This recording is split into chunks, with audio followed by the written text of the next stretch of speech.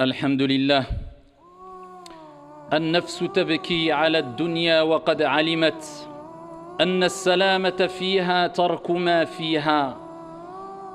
L'âme pleure pour cette vie d'ici-bas alors qu'elle sait pertinemment que la préservation, la réussite et le bonheur consistent à délaisser ce qu'il y a dans cette vie d'ici-bas.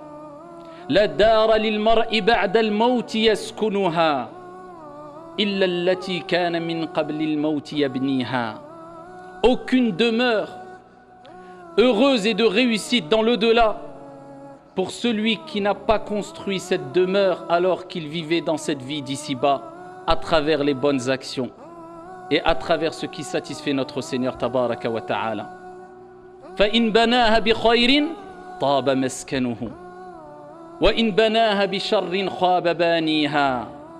Si il a construit cette demeure alors qu'il vivait dans cette vie d'ici-bas, par le bien et le bon comportement, la bienveillance, les bonnes actions, les œuvres salutaires, eh bien il récoltera une vie heureuse et une demeure de bonheur. Contrairement à celui qui a construit sa demeure dans l'au-delà à travers des mauvaises actions ici-bas, eh bien il ne trouvera qu'une mauvaise demeure désagréable et il regrettera amèrement. Ayyuha al-ikhwatul kiram, notre première demeure parmi les demeures de l'au-delà, ce n'est autre que Al-Qabr Sunduq al-Amal, la tombe appelée aussi le caisson des actions. Bonne action ou mauvaise action. Uthman ibn Affan radiyallahu anhu wa arda, lorsqu'il évoquait le paradis et l'enfer, il ne pleurait pas comme il pleurait lorsqu'il évoquait la tombe et la première demeure de l'au-delà ou lorsqu'il se trouvait au pied d'une tombe. On l'a interrogé sur ce comportement et il dit tout simplement parce que la tombe, Al-Qabr, c'est la première demeure parmi les demeures de l'au-delà. Si cette demeure est bonne, le reste ne sera que meilleur, et si cette demeure est mauvaise, le reste ne sera que pire et plus mauvais. Al-Qabr. Est-ce qu'on s'est déjà posé la question, quel sera notre état la première journée ou la première nuit dans notre tombe? Et c'est ce qu'on va voir, Inch'Allah. Ayyuha al-ikhwatul kiram, il faut savoir que nous allons quitter un jour ou un autre cette vie d'ici-bas. Ce soir, demain, après-demain, Allahu a'lam, dans tous les cas, on est tous unanimes sur la réponse à cette question, est-ce que nous allons mourir? Oui, nous allons mourir. Kullu nafsin dha'iqatul maut. Mais ce qui nous importe, ce n'est pas de savoir où et quand on va mourir, mais dans quel état on sera lorsqu'on va mourir. Et qu'est-ce qu'on a préparé pour notre mort? C'est le plus important. Amma, où tu vas mourir, quand tu vas mourir, ici n'est pas la question la plus importante à se poser. Mais le plus important, c'est comment vas-tu mourir, dans quel état? Et qu'est-ce que tu as préparé pour la mort? On va quitter cette vie d'ici-bas, cette demeure d'examen. Et on va rendre notre copie.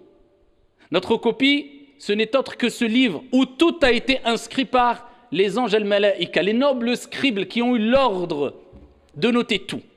Petit et grand péché, petite et grande action, tout. فَمَنْ يَعْمَلْ مِثْقَالَ ذَرَّةٍ خَيْرًا يَرَهُ وَمَنْ يَعْمَلْ مِثْقَالَ ذَرَّةٍ شَرًّا يَرَهُ. Celui qui a fait le poids d'un atome tout petit, minuscule, le poids d'un atome de bien, il le verra, car ton Seigneur est juste et équitable. Et celui qui a fait le poids d'un atome de mal, il le verra, car tout est inscrit, et on te dira au jour de la résurrection, Iqra kitabak, lis ton livre. Wa ma kana rabbuka nasiya, et ton Seigneur n'oublie rien. Tout sera inscrit. Eh bien, quand tu rendras ta copie, eh bien là, les choses sérieuses vont vraiment commencer. Et ça commence par as-sakarat wal-kurubat, l'agonie de la mort. Vous savez que même le prophète, alayhi salatu wassalam, alladhi ghufira lahu ma taqaddama min dhanbihi wa ma ta'akhkhar, celui dont on a pardonné ses péchés présents, passés et futurs, eh bien, a souffert lors de ces derniers instants de sa vie, non pas parce que c'était une punition, mais toute épreuve qui nous arrive à nous en tant que croyants, nous avons cette conviction-là, ce n'est que bien et purification et récompense au jour dernier. Donc tout ce qui nous arrive, khair, insha'Allah. Ce n'est que du bien, alhamdulillah. C'est pour cela que le bien-aimé, celui qui était le plus aimé parmi les êtres humains, auprès d'Allah subhanahu wa ta'ala, Dieu l'a éprouvé. Non pas parce qu'il ne l'aime pas, mais au contraire parce qu'il l'aime. Donc quand Dieu t'éprouve, c'est parce que Dieu t'aime. Et parce qu'il aime te voir patienter Et patienter, c'est une preuve d'amour vis-à-vis de ton Seigneur Tabaraka wa Ta'ala. Et quand tu prouves ton amour à Allah, eh bien Allah Azza wa Jal te donne ce cadeau qui est le meilleur et le plus beau des cadeaux, son amour subhanahu wa ta'ala. Allah t'aimera insha'Allah Tabaraka wa Ta'ala. Le prophète alayhi salatu wa sallam trempait sa main dans de l'eau, essuyait son visage et disait La ilaha illallah, inna lil mawti la sakarat. Il n'y a de divinité digne d'être adorée qu'Allah subhanahu wa ta'ala. Certes, la mort a son agonie et il a souffert. Pour l'élever en degré dans les plus hautes sphères au paradis alayhi salatu wa sallam. Donc, quelque part, souffrir, être malade avant la mort, c'est un bon signe. Ce n'est pas un mauvais signe qui laisserait croire que Dieu te châtie. Non, Dieu te purifie et veut te purifier tout au long de ta vie à travers les épreuves, à travers les problèmes, à travers les soucis. Et plus tu patientes, et plus tu restes ferme, et plus tu réussis ces examens, ces différents examens qui feront que Dieu te purifiera et ne cessera de te purifier jusqu'à ce que tu rencontres ton Seigneur alors qu'il est satisfait de toi, subhanahu wa ta'ala. Ton âme ensuite, elle sortira de ton corps, comme vous le savez dans le long hadith que j'abrège. L'ange de la mort viendra avec la bonne ou la mauvaise annonce. Si tu faisais partie des gens du bien, eh bien il t'annoncera la bonne annonce en te disant viens, sors, viens rejoindre le pardon, la miséricorde de ton Seigneur Tabaraka wa Ta'ala. Il t'annoncera de belles paroles et à peine qu'il saisira ton âme, et voilà que les anges qui sont un grand nombre d'anges, eh bien seront autour de toi et saisiront cette âme-là et viendront avec des linceuls du paradis et avec des parfums du paradis, des linceuls paradisiaques et des parfums paradisiaques, et ils te feront monter jusqu'au ciel le plus bas, et les anges diront quelle est cette bonne odeur, et on te citera par tes plus beaux noms, et on dira c'est un tel, fils d'un tel, et ensuite on t'ouvrira le ciel le premier ciel, le ciel le plus bas, et ensuite tu monteras le deuxième, 3, 4, 5, 6, 7e ciel, et tu redescendras pour retrouver ta demeure, bi'idhnillah azza wa jal, qui sera félicité, bonheur et réussite, insha'Allah tabaraka wa ta'ala. Contrairement au mauvais, à celui qui s'est laissé emporter par les passions et les plaisirs, qui n'avaient pas de cadre, grand péché, injustice, meurtre, répandu le mal, désobéissance envers les parents, tout ce que Dieu détestait, et il persistait, et il se la coulait douce, et il était dans l'insouciance, et il a oublié que cet examen que nous sommes en train de passer a un temps bien délimité et que lorsque cet examen est terminé, il n'y a plus de repentir possible, c'est trop tard.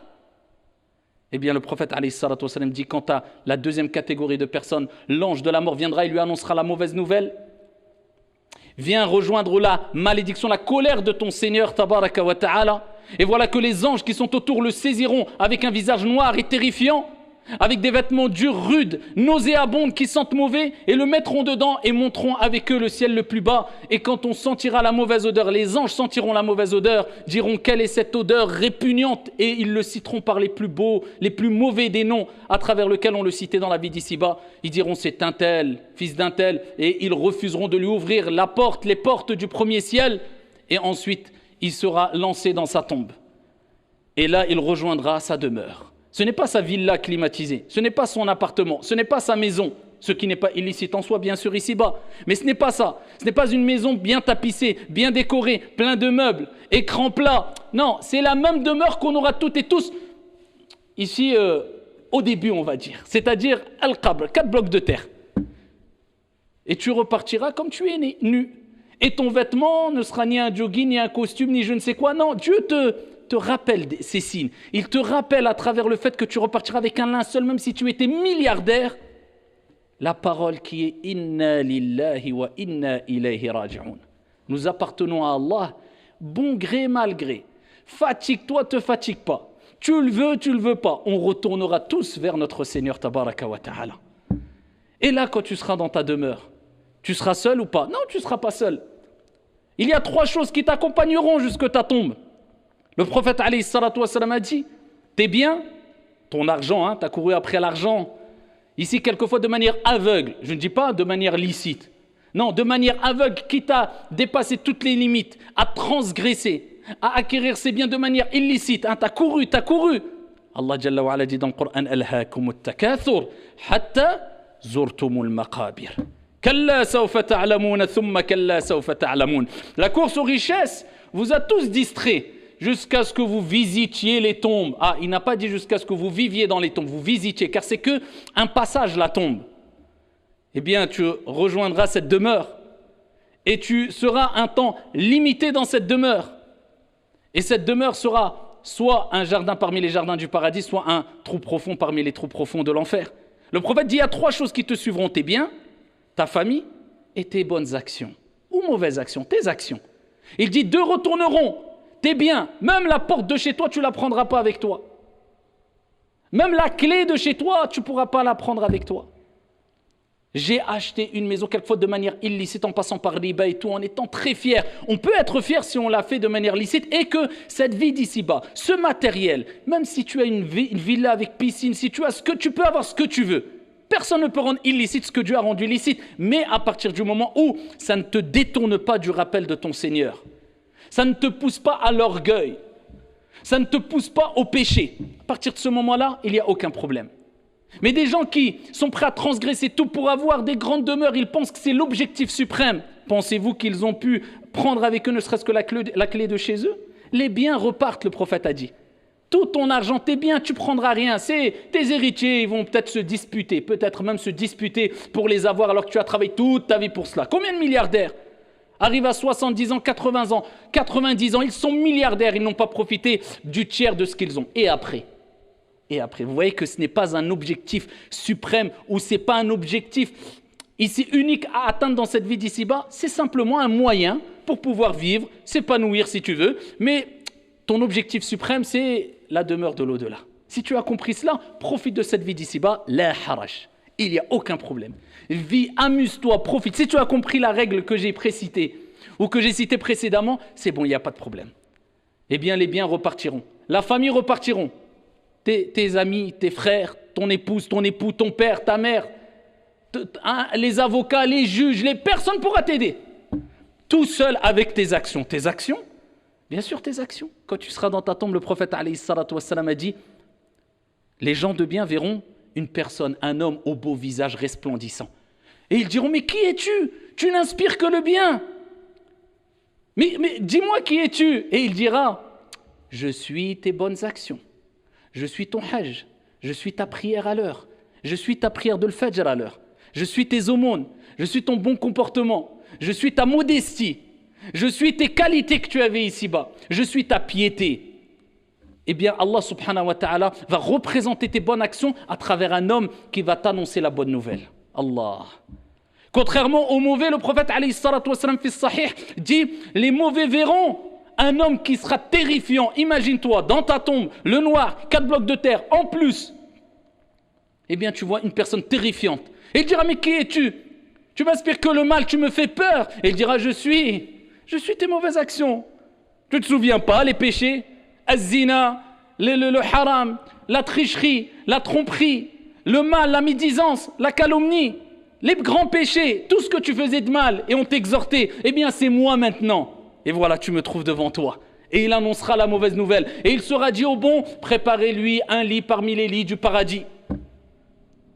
Et étendez sa tombe. Et il sera dans un jardin parmi les jardins du paradis. Et le bon dira, Ya Allah, fais venir le jour dernier. J'ai hâte de rencontrer mes bien-aimés, ma famille et mes proches.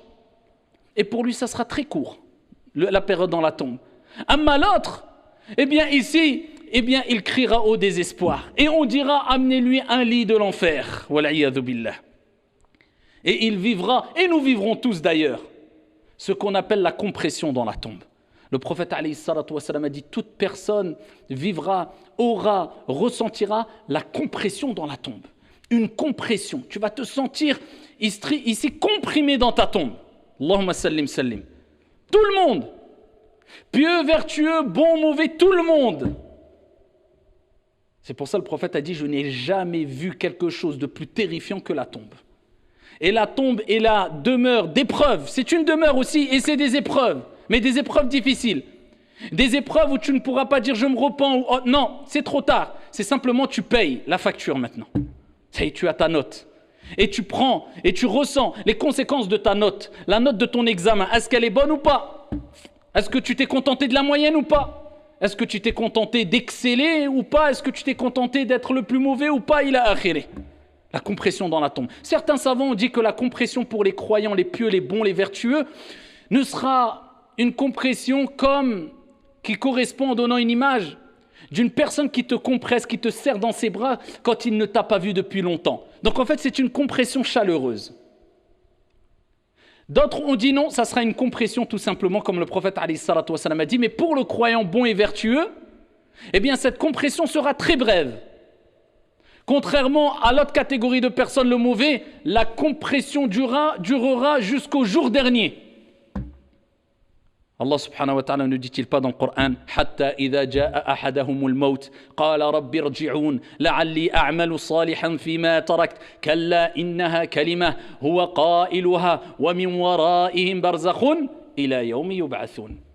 Et lorsque la mort frappe l'un d'entre eux, il dit Ya Allah, remets-moi sur terre, accorde-moi un délai.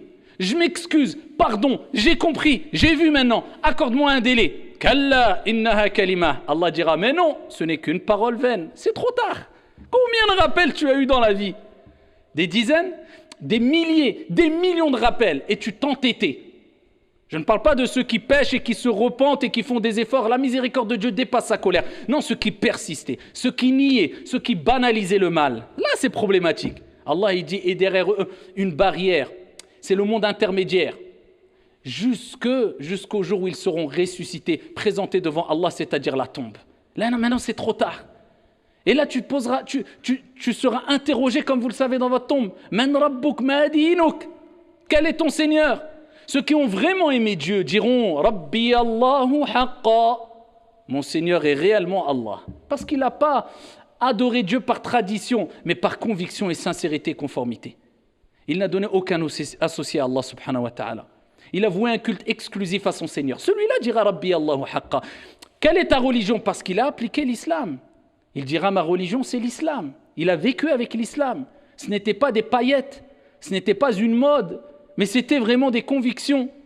Et il montrait à travers son bon comportement son appartenance à l'islam. Il n'y avait pas de grande contradiction.